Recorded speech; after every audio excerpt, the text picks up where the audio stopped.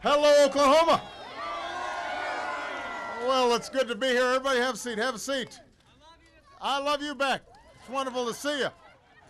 It is good to be back in Oklahoma. I haven't been back here since the campaign, and everybody looks like they're doing just fine. Thank you so much for your hospitality. It is wonderful to be here. Yesterday, I visited Nevada and New Mexico to talk about what we're calling an all-of-the-above energy strategy. It's a strategy that will keep us on track to further reduce our dependence on foreign oil, put more people back to work, and ultimately help to curb this spike in gas prices that we're seeing year after year after year. So today, I've come to Cushing, an oil town, because producing more oil and gas here at home has been and will continue to be a critical part of an all-of-the-above energy strategy. Now, under my administration, America is producing more oil today than at any time in the last 8 years. That's important to know.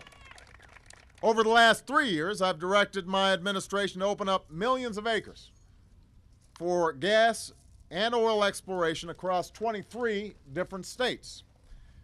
We're opening up more than 75% of our potential oil resources offshore. We've quadrupled the number of operating rigs to a record high. We've added enough new oil and gas pipeline to encircle the earth and then some. So we are drilling all over the place right now. That's not the challenge. That's not the problem. In fact, the problem in a place like Cushing is that we're actually producing so much oil and gas in places like North Dakota and Colorado that we don't have enough pipeline capacity to transport all of it to where it needs to go, both to refineries and then eventually all across the country and around the world. There's a bottleneck right here because we can't get enough of the oil to our refineries fast enough. And if we could, then we would be able to increase our oil supplies at a time when they're needed as much as possible. Now, right now, a company called TransCanada has applied to build a new pipeline to speed more oil from Cushing to state-of-the-art refineries down in the Gulf Coast. And today I'm directing my administration to cut through the red tape, break through the bureaucratic hurdles, and make this project a priority, to go ahead and get it done. Now, you wouldn't know all this from listening to the television set. This whole issue of the Keystone Pipeline has generated, obviously, a lot of controversy and a lot of politics. And that's because the original route from Canada into the United States was planned through an area in Nebraska that supplies some drinking water for nearly 2 million Americans and irrigation for a good portion of America's croplands. And Nebraskans of all political stripes, including the Republican governor there, raised some concerns about the safety and wisdom of that route. So to be extra careful that the construction of the pipeline in an area like that wouldn't put the health and the safety of the American people at risk, our experts said that we needed a certain amount of time to review the project. Unfortunately, Congress decided they wanted their own timeline. Not the company, not the experts, but members of Congress who decided this might be a fun political issue, decided to try to intervene and make it impossible for us to make an informed decision. So, what we've said to the company is we're happy to review future permits. And today we're making this new pipeline from Cushing to the Gulf a priority. So the southern leg of it, we're making a priority, and we're going to go ahead and get that done. The northern portion of it, we're going to have to review properly to make sure that the health and safety of the American people are protected. That's common sense. But the fact is that my administration has approved dozens of new oil and gas pipelines over the last 3 years, including one from Canada. And as long as I'm president, we're going to keep on encouraging oil development and infrastructure, and we're going to do it in a way that protects the health and safety of the American people. We don't have to choose between one or the other. We can do both. So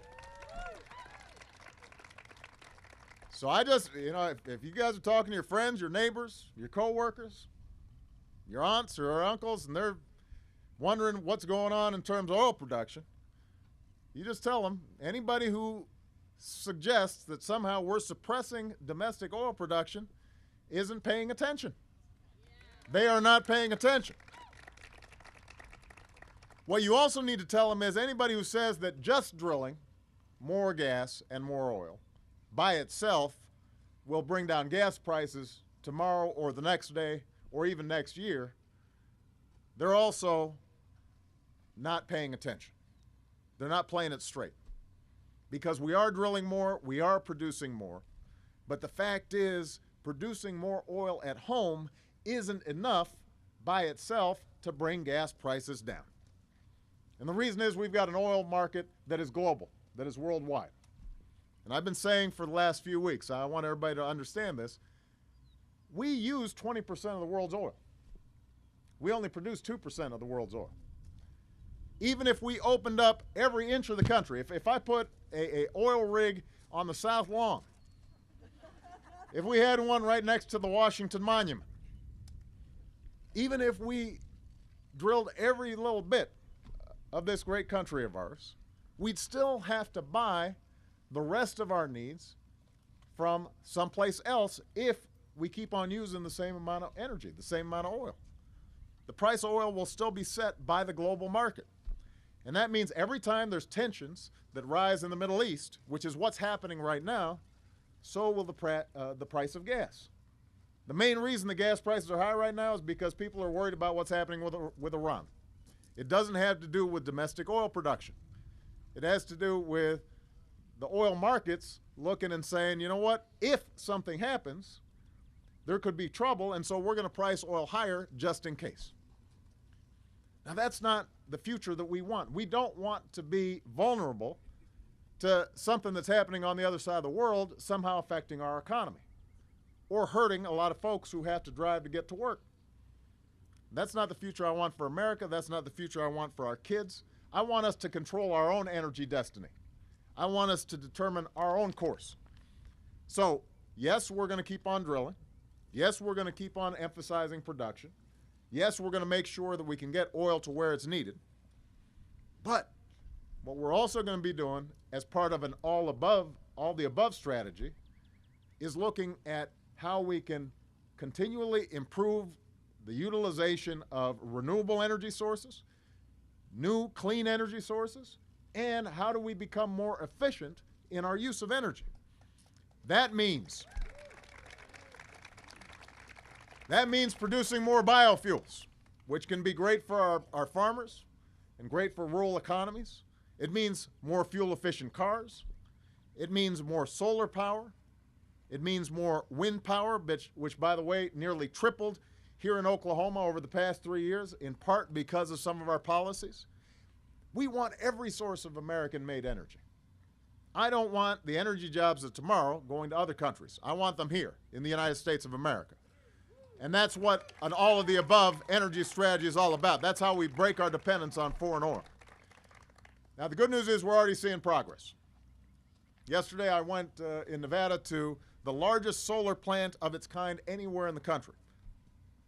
Hundreds of workers built it. It's powering thousands of homes, and they're expanding to tens of thousands of homes more as they put more capacity online.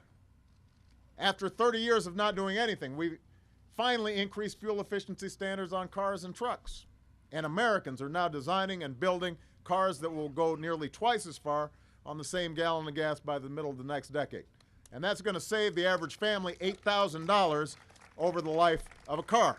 And it's going to save a lot of companies a lot of money because they're hurt by rising fuel costs as well. All of these steps have helped put America on the path to greater energy independence.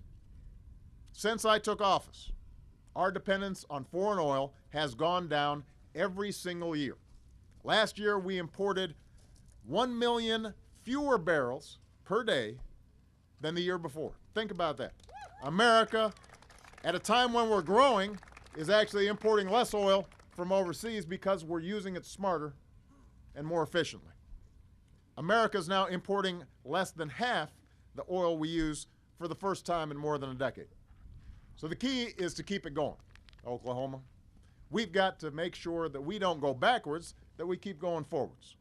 If we're going to end our dependence on foreign oil, if we're going to bring gas prices down once and for all, as opposed to just playing politics with it every single year, then what we're going to have to do is to develop every single source of energy that we've got, every new technology that can help us become more efficient.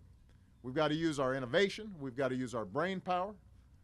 We've got to use our creativity. We've got to have a vision for the future, not just constantly looking backwards at the past. That's where we need to go. That's the future we can build. And that's what America's always been about, is building the future. We've always been at the cutting edge. We're always ahead of the curve. Whether it's Thomas Edison or the Wright brothers or Steve Jobs, we're always thinking about what's the next thing. And that's how we have to think about energy. And if we do, not only are we going to see jobs and growth and success here in Cushing, Oklahoma, we're going to see it all across the country. All right? Thank you very much, everybody. God bless you. God bless the United States of America.